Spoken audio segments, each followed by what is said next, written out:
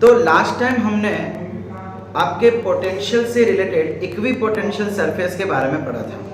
ठीक है, हमने उसकी कुछ प्रॉपर्टीज देखी थी, कैसे इक्विपोटेंशियल सरफेस बनाई जाती है, इलेक्ट्रिकल फील्ड अगर हमको दी हो तो वो भी हमने देखा था।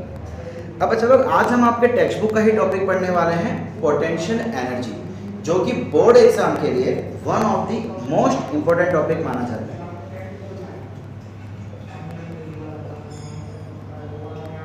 Electrostatic potential energy, electrostatic potential energy, EPE, electrostatic potential energy.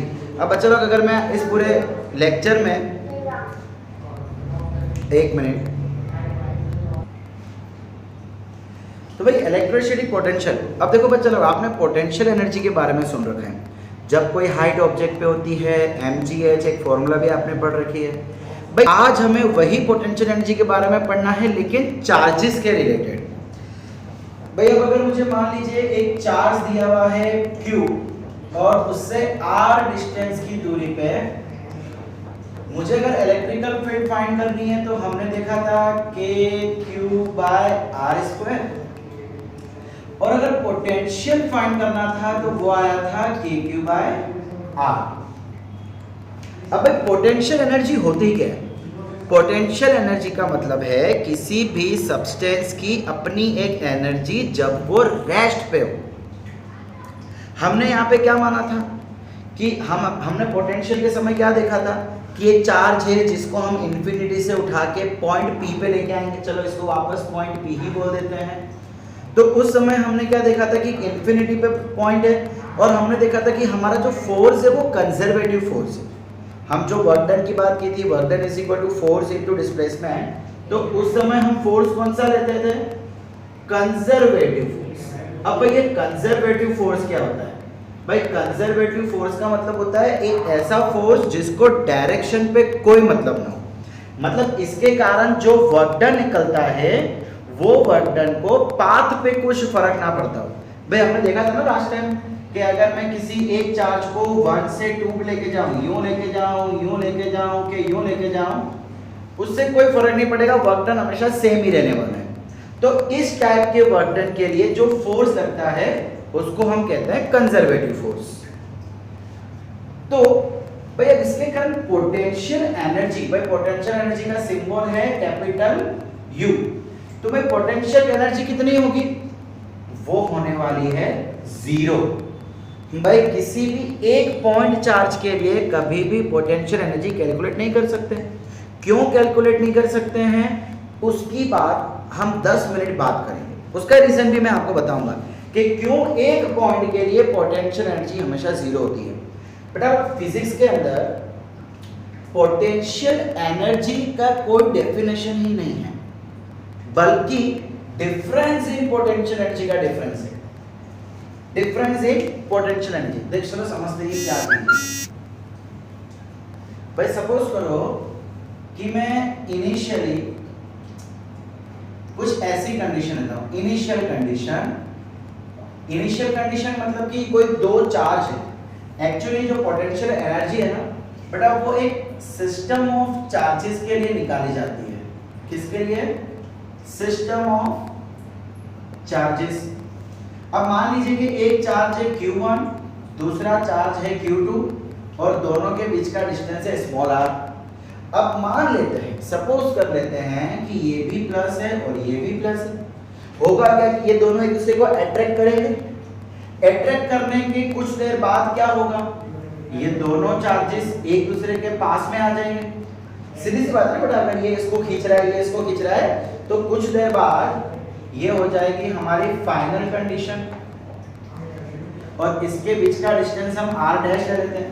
तो भाई ये दोनों चार्ज को यहां से यहां लाने में जितना वर्क डन हुआ, ध्यान से सुनो, इन दोनों चार्जेस को यहां से पास में लाने में जितना वर्क डन हुआ, मतलब देखो इस समय कोई ना कोई पोटेंशियल एनर्जी होगी। भाई चार्ज है तो कोई ना कोई पोटेंशियल एनर्जी होगी, सिस्टम है तो, और इस समय कोई पोटेंशियल सिस्टम होगा। सो भाई इन दोनों का जो डिफरेंस आएगा ui minus uf, difference in potential energy, sorry final minus initial, UF final potential energy minus initial potential energy is equal to negative of work done by electrostatic force. भाई याद रखना, अब यहाँ पे हो क्या रहा है, कौन सा फोर्स लग रहा है, इलेक्ट्रोस्टैटिक फोर्स लग रहा है। सो वर्क डन किसके कारण होगा, वर्क डन की फॉर्मूला हम सबको पता है कि भाई फोर्स इनटू डिस्प्लेसमेंट है ना, F डॉट डी होता है, हम सबको पता है। तो ये फोर्स कौन सा है भाई, फोर्स कौन सा है, इलेक्ट्रोस्टैटिक फोर्स हो गया ना, दो चार्जेस है, दो चार्जेस को खींच रहे कूलम्स लो, तो इसीलिए माइनस वर्क डन। अब क्या हो रहा है, ये दोनों एक दूसरे के ऑपोजिट डायरेक्शन में आ रहे हैं, क्या हो रहा है, दोनों एक दूसरे के ऑपोजिट डायरेक्शन में आ रहे हैं, इसलिए जितना भी एनर्जी यूज हुई इन दोनों को आपस में मिलाने के लिए, भाई इस सिस्टम की अपनी एक एनर्जी, इस सिस्टम की अपनी एक एनर्जी, अब इसकी पोटेंशियल एनर्जी का डिफरेंस जो है वो कैसे दिया जाएगा कि इन दोनों को नजदीक लाने के लिए जितनी भी एनर्जी की यूटिलाइजेशन हुई, जितनी एनर्जी यूटिलाइज हुई, एनर्जी मतलब क्या, वर्क डन होता है, सो वो वर्क डन हो जाएगा हमारा डिफरेंस इन पोटेंशियल एनर्जी। याद रखना है भाई इस कुछ को, या तो बच्चा लोग मैं इसको ऐसा भी कह सकता हूं, भाई हमने एक चीज पढ़ी थी पोटेंशियल के समय कि भाई इंफिनिटी से मुझे यहां लाना है, लेकिन इंफिनिटी कितना दूर है पता नहीं, तो हम ये पॉइंट P से यहाँ की वर्क डन फाइंड करते थे, तो हम क्या बोलते थे कि आप इलेक्ट्रोस्टैटिक, देखो हमने एक चीज देखा था, work done by external agent, है ना, ये एक्सटर्नल एजेंट का वर्क डन जो होता है वो इलेक्ट्रोस्टैटिक के वर्क डन के ऑपोजिट डायरेक्शन में होता है, ये हम पहले भी देख चुके हैं पोटेंशियल के केस में, ये हमेशा ऑपोजिट डायरेक्शन में होगा, किसके, जो इलेक्ट्रोस्टैटिक फोर्स लगता है, इलेक्ट्रोस्टैटिक वर्क डन जो होता है उसके ऑपोजिट केस में होगा, जो एक्सटर्नल एजेंट वर्क डन करेगा वो। तो यहाँ पे अगर minus W of electrostatic force है तो भाई इसका opposite plus work done by external agent हो जाएगा। तो भाई potential difference, difference in potential energy इस तरीके से दिया जाता है। अब आपके बुक में भाई देखो ये चीज आपको याद रखना है, ठीक है, यहां तक कोई प्रॉब्लम बच्चा लोग,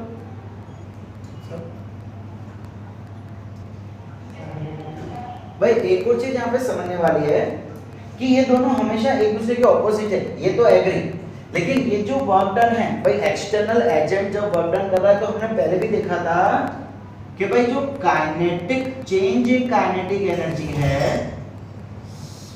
चेंज इन काइनेटिक एनर्जी वो हमेशा जीरो रहना चाहिए।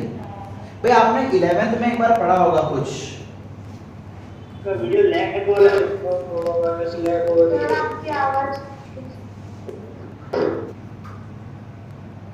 भाई बच्चा लोग आपने 11th में एक थ्योरम पढ़ा था, वर्क एनर्जी थ्योरम, कुछ याद है? उस वर्क एनर्जी थ्योरम में आपको याद है कि नहीं आई डोंट नो, बट एक 11th में आता है कॉन्सेप्ट वर्क एनर्जी थ्योरम, उसके अकॉर्डिंग भाई वर्क डन, कोई भी कंजर्वेटिव फोर्स के लिए वर्क डन, अब हमारे इस केस में कंजर्वेटिव फोर्स कौन है, इलेक्ट्रोस्टैटिक फोर्स, बट इनके केस में ये थ्योरम के लिए कोई भी कंजर्वेटिव फोर्स के कारण हुआ हुआ work done plus work done due to external agent, मतलब भाई जितना भी वर्क डन हुआ है, जितनी भी एनर्जी यूटिलाइज हुई है कोई भी वर्क करने के लिए, कोई भी प्रोसेस करने के लिए, उन सभी का प्लस करके चेंज इन काइनेटिक एनर्जी आता था, चेंज इन काइनेटिक एनर्जी, ये थ्योरम कुछ 11 में ऐसा था।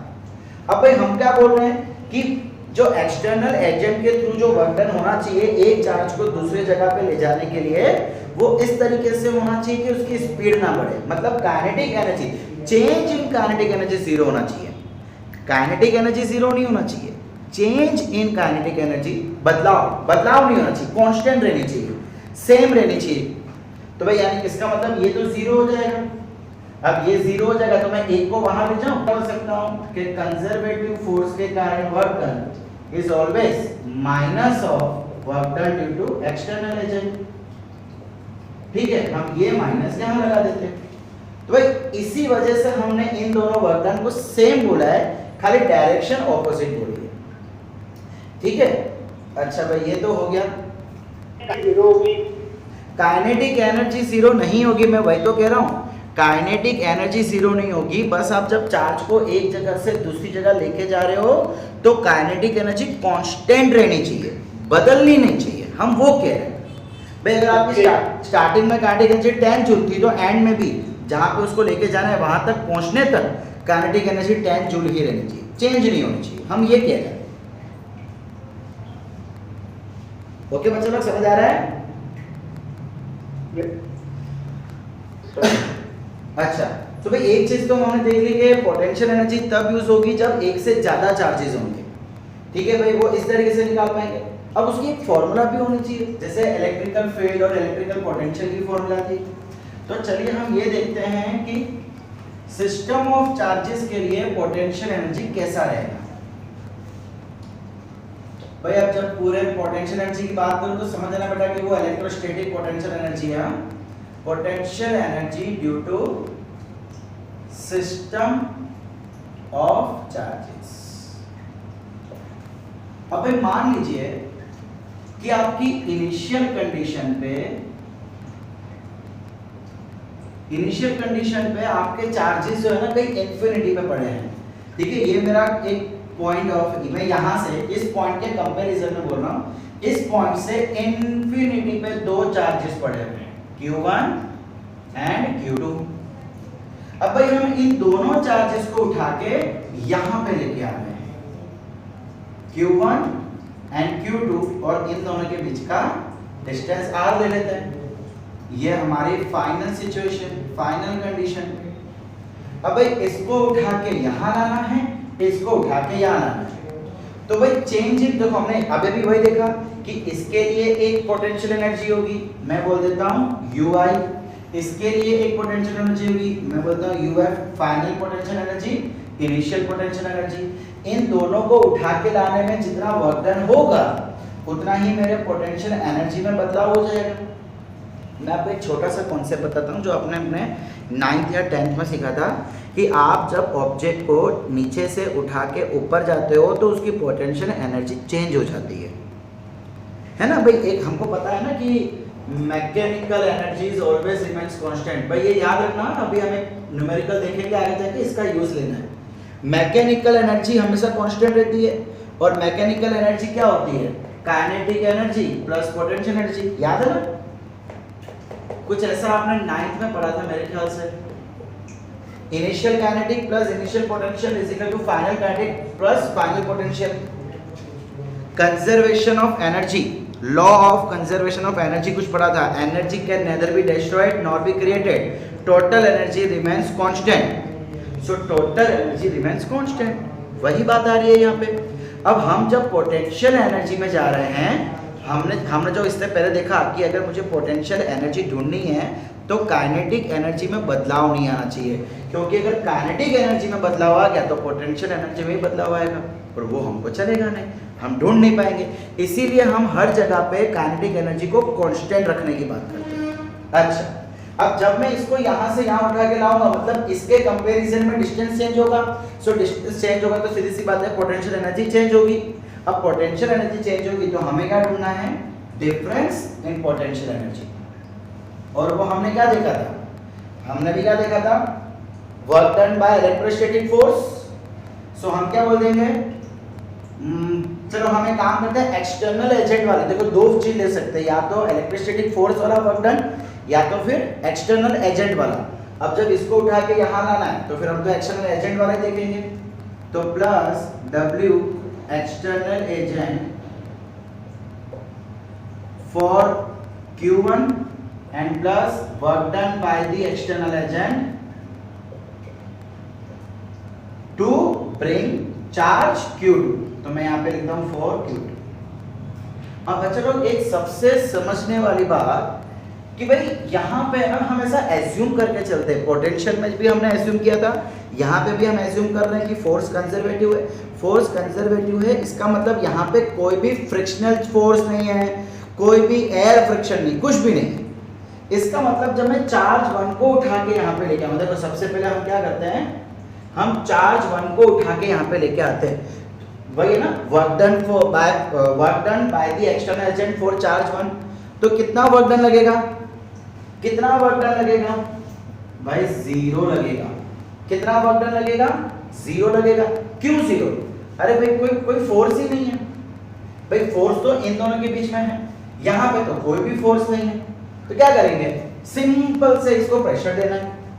अब भाई हमने चार्ज 1 को बोला कि चार्ज 1 तू खड़ा हो, उठ के यहाँ आ जा, ये क्या बोलेगा, नहीं भाई नहीं, न्यूटन का फर्स्ट लॉ क्या कहता है कि जब तक कोई पार्टिकल पे अनबैलेंस फोर्स ना लगे तब तक वो रेस्ट पे ही रहता है, पढ़ा है ना न्यूटन फर्स्ट लॉ। तो हम क्या करेंगे, हमें देखो इसको सिर्फ मामूली सा पुश करेंगे, मामूली सा पुश करेंगे।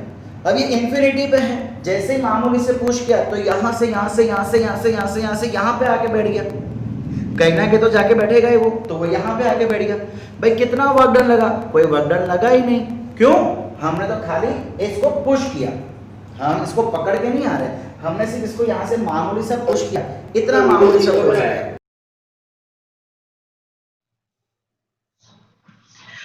अच्छा भाई, तो हम ये डिस्कस कर रहे थे कि भाई अगर मैं Q1 को उठा के यहाँ पे लेके आऊंगा तो उससे कोई वर्क डन नहीं होगा, बिकॉज बीच में कोई भी फोर्स नहीं है, इसलिए हमने यहाँ पे 0 लिख लिया।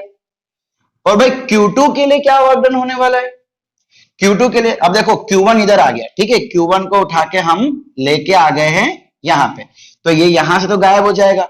अब जब Q2 इधर आएगा, हम सपोज कर लेते हैं, हम मान लेते हैं कि दोनों पॉजिटिव चार्ज है, एज्यूम कर लो।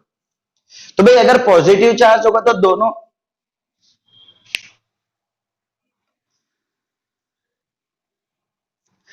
हाँ भाई, तो अब दोनों को अगर हमने पॉजिटिव चार्ज एज्यूम कर लिया है, इसका मतलब दोनों एक दूसरे को रिपल्स करेंगे, तो इलेक्ट्रोस्टैटिक फोर्स जो है वो इस डायरेक्शन में लगेगा इसके कारण। तो अब मुझे क्या करना है, अब इसको उठा के लेके आना है, अब एक्सटर्नल वर्क डन करना है ना। एक्सटर्नल वर्क डन किधर होता है, इलेक्ट्रोस्टैटिक के ऑपोजिट डायरेक्शन में, इलेक्ट्रोस्टैटिक फोर्स इधर जा रहा है, सो मेरा वर्क डन इधर जाना पड़ेगा। सो उस समय वर्क डन कितना होगा, force into displacement, force into displacement करना पड़ेगा ना मुझे। आप समझ रहे हो मैं क्या बोल रहा हूं, मैं इसको dx ले लेता हूं, चलो x ले लेता हूं मैं। भाई इन दोनों के बीच में जितना हमने यहाँ पे लिया ना, चलो मैं ये इसको उठा के यहां ले आता हूं, ठीक है। तो यहां से यहां तक जितना भी डिस्टेंस था उसको हमने ले लिया x। भाई समझ आ रहा है यहां तक बच्चा लोग?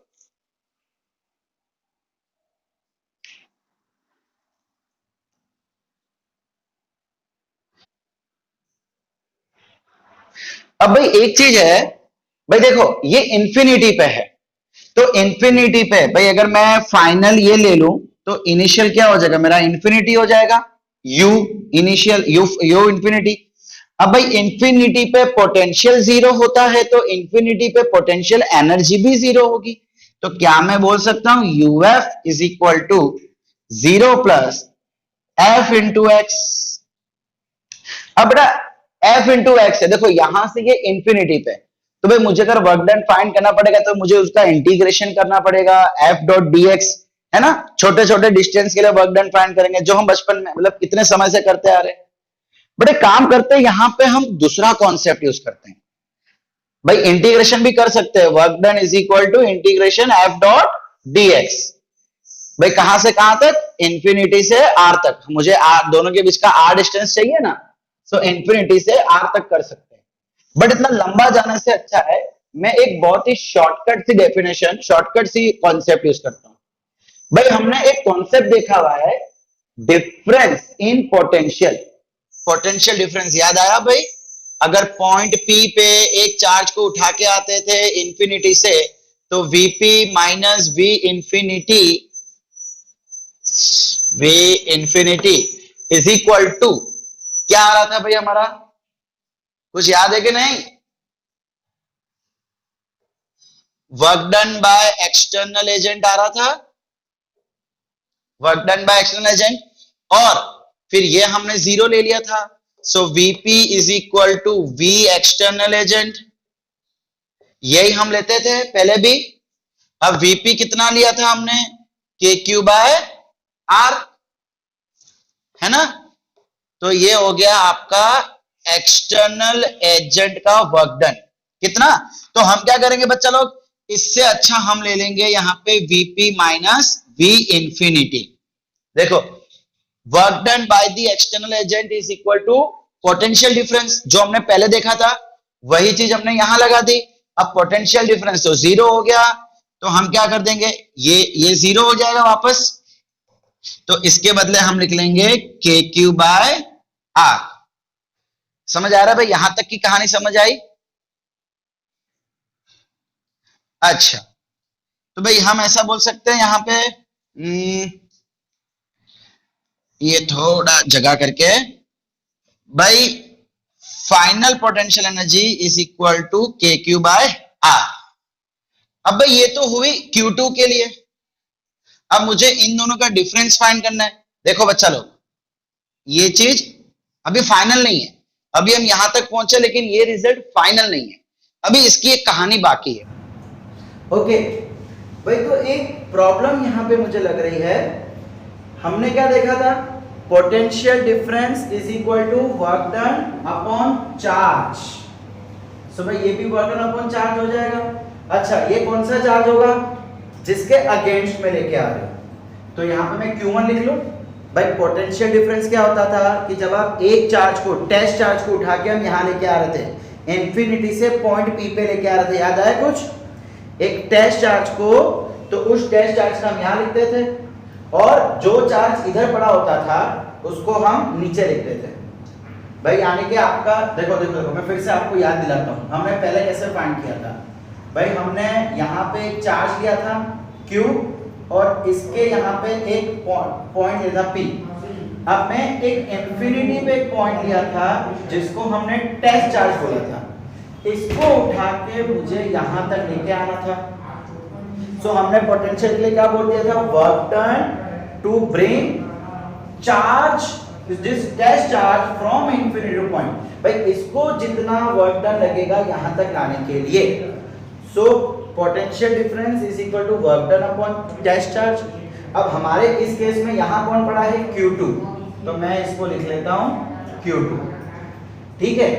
और हमारा आंसर क्या आया था, KQ, मतलब जो यहाँ पे चार्ज पड़ा था, पोटेंशियल एनर्जी की पोटेंशियल कितना है, इधर पड़ा हुआ है, मतलब इधर कौन सा चार्ज पड़ा है, Q1, तो मैं यहाँ पे लिख लूंगा Q1।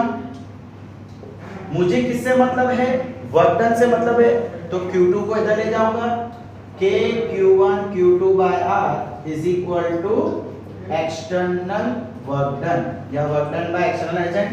सो यहाँ पे क्या हो जाएगा, KQ1 Q2 by R, और यही आपकी फाइनल फॉर्मूला हो जाएगी। So potential energy for any point, for any system charges, system of charges ना, सिंगल पॉइंट के लिए तो पोटेंशियल एनर्जी जीरो होती है।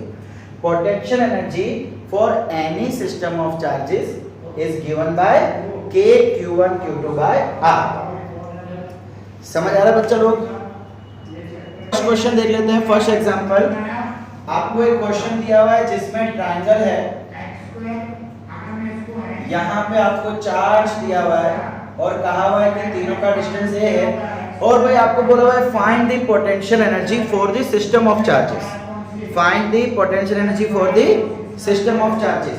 अब बच्चा लोग यहाँ पे ना, आपको जब टोटल पोटेंशियल एनर्जी बनाना है तो आपको अलग अलग उसके सिस्टम बनाने पड़ेंगे।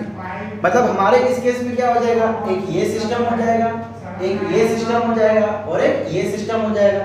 मैं इसको नंबर देता हूँ, चलो A B C, तो मैं क्या बोलूँगा, potential energy due to AB, potential energy due to BC and potential energy due to AC।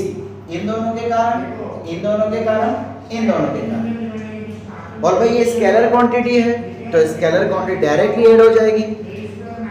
Okay, अब चलो ये तो ट्रायंगल है, अब स्क्वायर आएगा, पेंटागन आ सकता है, पॉलीगॉन कोई भी आ सकता है। तो हमें कैसे पता चलेगा कि कितने सिस्टम बनेंगे?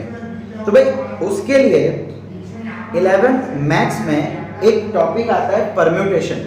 भाई जो मैथ्स वाले बच्चे हैं उनको पता होगा, जो बायो वाले बच्चे हैं मैं आपको फटाफट बता देता हूँ। भाई कॉम्बिनेशन एंड परम्यूटेशन एक चैप्टर है। कॉम्बिनेशन का मतलब होता है कि आपके पास कुछ गिवन अमाउंट है, उसमें से आपको कुछ सिलेक्शन करना है। भाई जैसे कि मान लो आपके पास यहाँ पे टोटल कितनी चीज है, एक फॉर्मूला बताता हूँ पहले तो मैं आपको, NCR। भाई टोटल अवेलेबल थिंग्स।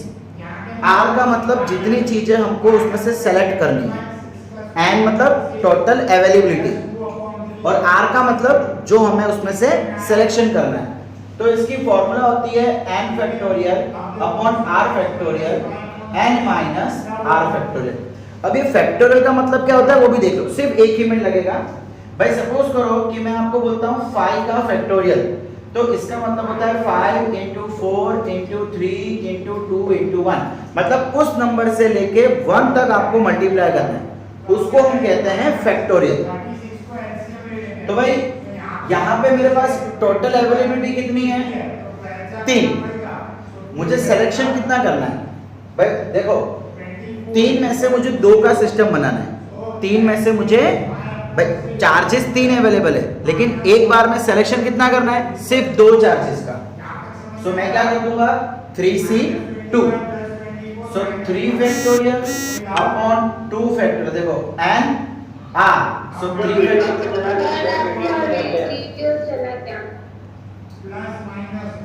तो भाई देखो ये n फैक्टोरियल, ये r factorial and n minus r factorial.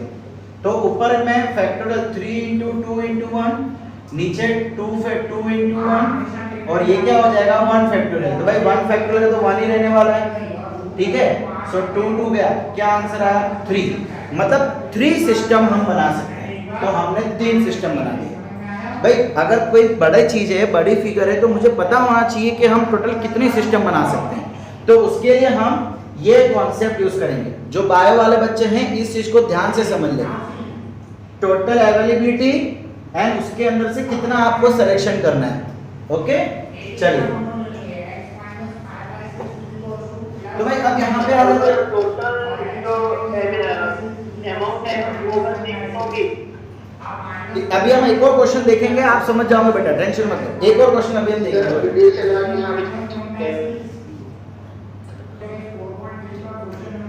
भाई देखो अब हम क्या करेंगे, जो हमने फॉर्मूला देखी ना k q1 q2 by r, इन सभी के लिए अप्लाई कर देंगे।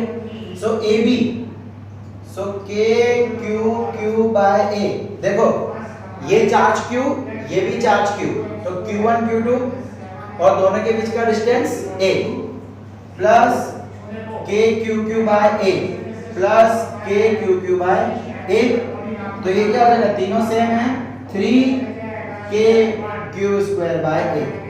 तो भैया आ गई आपकी potential energy for this system. एक और देख लेते हैं हम लोग, हमको भाई स्क्वायर दे रखा है, स्क्वायर की लेंथ बोली हुई है a और चार्जेस दिए हैं same q q q q। अब भाई यहाँ पे कितने सिस्टम बनेंगे, हमें सिस्टम 2 चार्जेस का बनाना है, तो कितने सिस्टम बनेंगे पहले वो भी देखना जरूरी है। तो भाई उसके लिए हम लोग देखे थे ना फैक्टोरियल, भाई टोटल चार्ज कितने हैं, टोटल चार्ज है 4, मुझे सेलेक्ट कितने करने हैं, सिर्फ 2। तो भाई n factorial upon r factorial n minus r factorial. देखो नीचे तो कंपलसरी 2 ही रखना है, चाहे टोटल 6 हो, टोटल 10 हो, कुछ भी हो, बिकॉज हम सेलेक्ट तो सिर्फ 2 ही कर रहे हैं ना। सो जितने सेलेक्ट कर रहे हैं उतना यहाँ रखेंगे। तो ये 4 फैक्टोरियल into 4 3 2 1 अपॉन ये 2 के बदले 2 into 1, 4 minus 2 2 फैक्टोरियल, इसके बदले फिर से हम लिख सकते हैं 2 into 1, ये 2 फैक्टोरियल और ये 4 minus 2 वापस 2, इसीलिए इसके वजह से ऐसा लिखा। अब क्या हो रहा है, 2 2 कट, ये 2 जा, कितना बचा, 2 3 जा 6। इसका मतलब यहाँ पे 6 सिस्टम है जो पॉसिबल है। कैसे 6 सिस्टम, देखिए भाई देखो पहले तो ये दो, ये दो, ये दो, A B C D, total potential energy is equal to A B plus B C plus C D plus A D. 4 समझ गए? ये दो ये दो ये दो और ये दो। भाई उसके बाद डायगोनल में भी तो 2 सिस्टम बन सकते हैं ना, एक ये 2 का सिस्टम बन जाएगा और एक ये 2 का सिस्टम बन जाएगा। सो हम बोल देंगे plus AC and plus BD, यानी कि चारों साइड का एक एक सिस्टम और एक डायगोनल का एक एक सिस्टम। 6 सिस्टम हमको बोले थे, बन गए 6 सिस्टम। अब क्या करना है, सबकी फॉर्मूला सेम। देखो बेटा यहाँ भी Q और A था, तो इसका आंसर क्या आ जाएगा 6kq² A। ठीक है, बिकॉज kq/A सबके लिए kq/A 6 टाइम्स, तो q²/A और सबका एडिशन, तो 6kq²/A। यहां तक क्लियर बच्चा लोग? तो भाई अगला क्वेश्चन आपको दे रखा है, भाई कुछ ऐसी कंडीशन है इस समय, यहां पे एक चार्ज है Q, यहां पे एक चार्ज है Q और इधर एक चार्ज है Q, और इन सबके बीच का डिस्टेंस है 2a 2a। अब भाई इसमें कुछ ऐसा वर्क डन हुआ कि सेकंड कंडीशन आ गई कुछ ऐसी,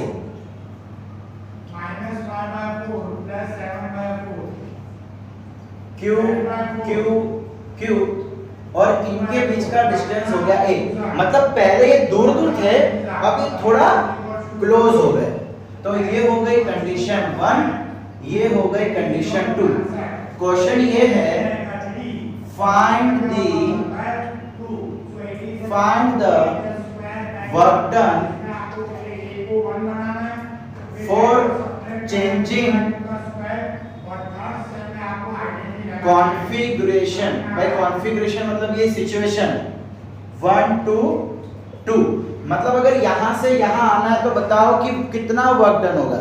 भाई सीधी सी बात है, मुझे इस चार्ज को इस चार्ज को इस चार्ज को थोड़ा पुशअप करना पड़ेगा। पुशअप करूंगा तो फोर्स लगेगा और फोर्स लगेगा तो वर्क डन तो होगा ही होगा। तो बताओ कितना वर्क डन होगा। तो नो प्रॉब्लम भाई, इसकी एक पोटेंशियल एनर्जी होगी, इसकी एक पोटेंशियल एनर्जी होगी, और हमने देखा था कि पोटेंशियल डिफरेंस हमेशा वर्क डन के इक्वल होता है। हमने स्टार्टिंग में देखा था ना, final minus initial is equal to positive work done by external agent plus work done by external agent. मुझे तो यही फाइंड करना है। अब देखो फाइनल मतलब ये जो फाइनल सिचुएशन, और इनिशियल मतलब ये। तो चलो सबसे पहले हम फाइनल पोटेंशियल और इनिशियल पोटेंशियल फाइंड करते हैं। चलिए इनिशियल, भाई इनिशियल में क्या हो जाएगा, 3 चार्जेस है तो 3 सिस्टम बनेंगे, हमने जो पहले देखा था वैसे ही। सो भाई यहाँ पे क्या हो जाएगा, चलिए मैं इसको नाम दे देता हूँ A B C और यहाँ पे नाम देता हूँ X Y Z। ठीक है, मैंने सिर्फ नेमिंग की है बेटा, और कुछ नहीं।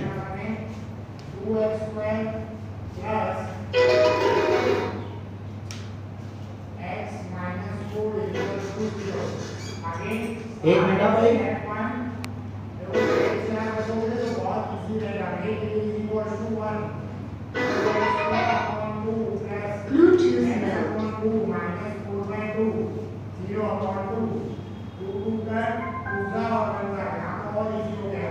ओके आवाज क्लियर बच्चा?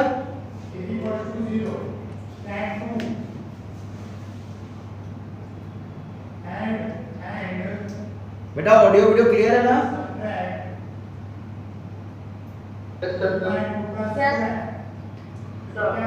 ओके चले कंटिन्यू।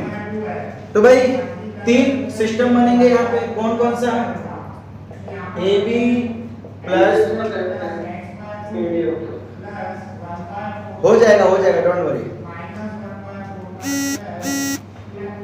हो रहा है, सही हो रहा है।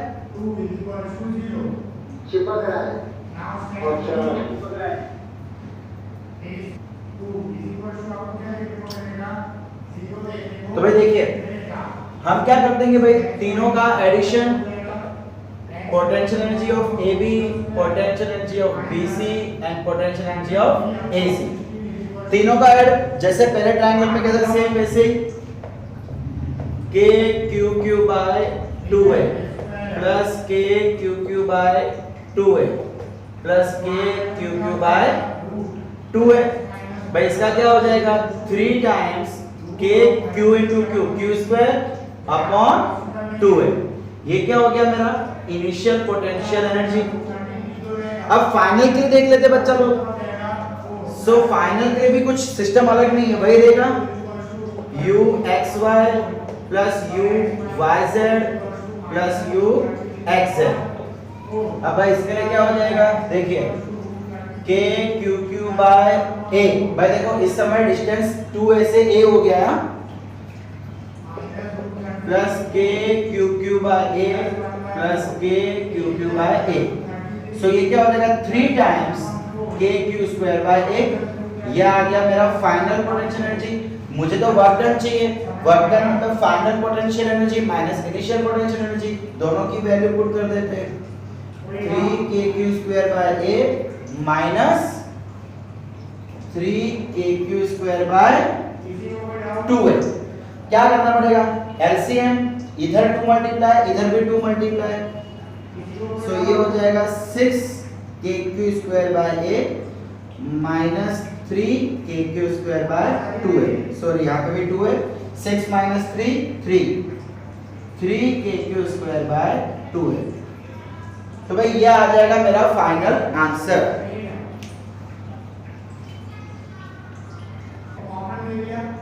सो भाई आज का लास्ट क्वेश्चन देख लेते हैं। अब क्वेश्चन कुछ ये है कि continue x is equal to 0 and charge is equal to -1 microcoulomb, x is equal to 1 और चार्ज बोला हुआ है आपको +1 माइक्रोकूलम। अब आपको यहाँ पे क्या बोला हुआ है find the work done for bringing the charge -1 microcoulomb from infinity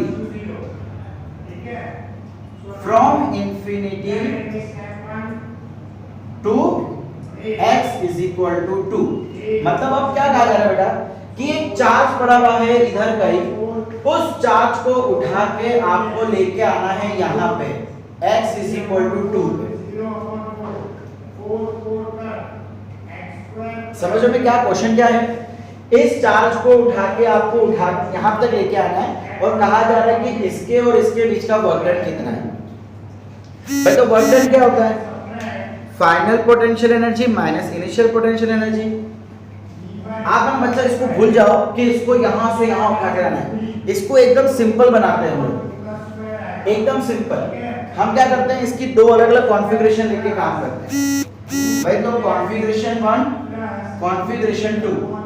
भाई जब ये चार्ज उधर कहीं पड़ा था तो उस समय कॉन्फ़िगरेशन क्या थी कि भाई यहाँ पे एक चार्ज है और यहाँ पे एक चार्ज है। इसको चलो हम Q1 बोल देते हैं, इसको Q2 बोल देते हैं, ठीक है। अब जब वो उठ के आ गया, जब उसको हम लेके आ गए तो कॉन्फ़िगरेशन कैसी हो जाएगी Q1 तो है ही, Q2 तो है ही और Q3 भी आ जाएगा। मतलब ये हो गई इनिशियल कॉन्फ़िगरेशन, ये हो गई आपकी फाइनल कॉन्फ़िगरेशन। सो भाई हमारा प्लस वर्क डन भाई यहाँ दिख रहा है, हाँ दिख रहा है, plus work done by external agent final minus initial. अब भाई हम क्या करते हैं, चलिए फाइनल और इनिशियल दोनों के लिए अलग अलग फाइंड कर लेते हैं।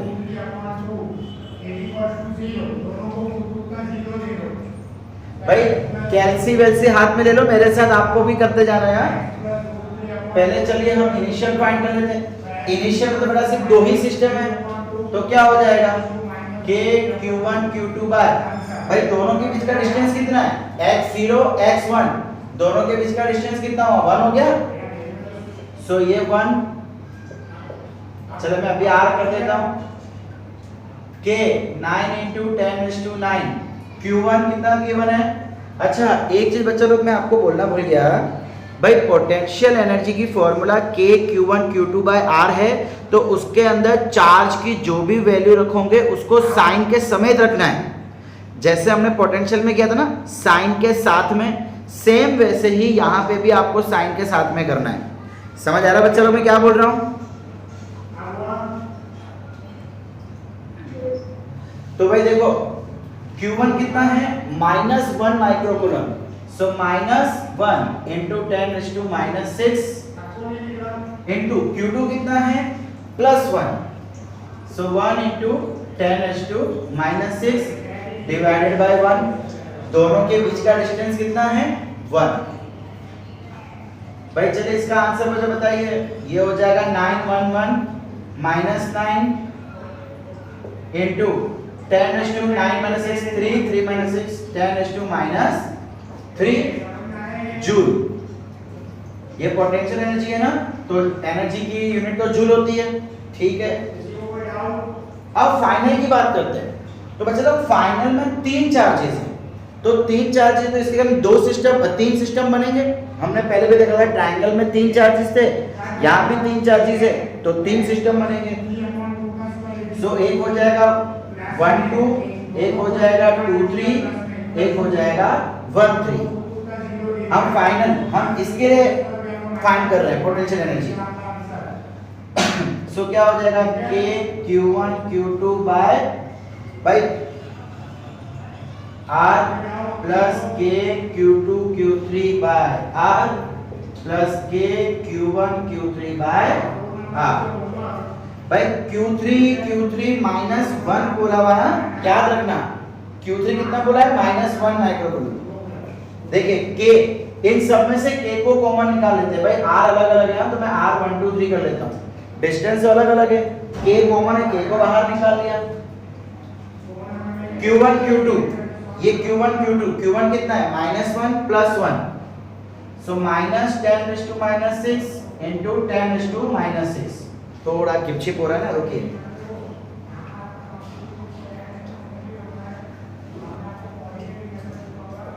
K कॉमन, भाई -1 तो मैं 1 नहीं लिख रहा हूँ जगह बचाने के लिए, -10⁻6 1 microcoulomb into Q2 10⁻6 upon distance. तो भाई 1 और 2 के बीच का डिस्टेंस कितना है 0 और 1, यानी कि 1 का डिस्टेंस हो गया, इंटू K तो अपने बाहर ले चुके हैं, इसका क्या हो जाएगा Q2 Q3, Q2 +1 Q3 -1, सो भाई 10⁻6 इंटू -10⁻6, हाँ इसके बीच में प्लस, यस। और भाई 2 और 3, तो 2 और 3 के बीच का डिस्टेंस कितना है, ये x2 ये x1, तो दोनों के बीच का डिस्टेंस फिर से 1 हो गया, सो हम यहाँ रख देंगे 1 प्लस, भाई आपको दिख रहा है वहां का, यस बहुत अच्छे से दिख रहा है। K तो कॉमन ले लिया हमने, Q1 कितना है 1 होगा ना बेटा, ये x1 और ये x2, यहाँ पे आपका थर्ड चार्ज है, सो दोनों के बीच का डिस्टेंस कितना है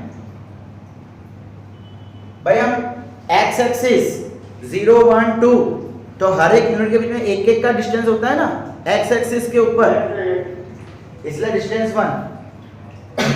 अब यहाँ पे Q1 कितना है -10⁻6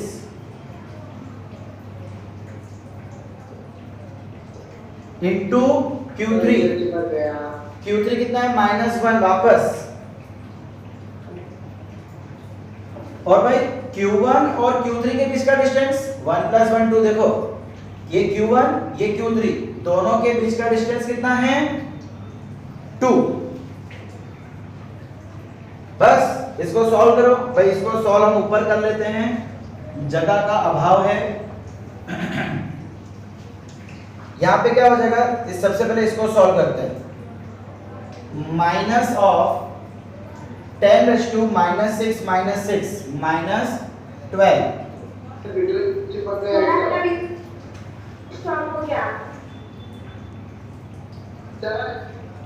Sana हाँ भाई, तो हम आगे बढ़ते हैं।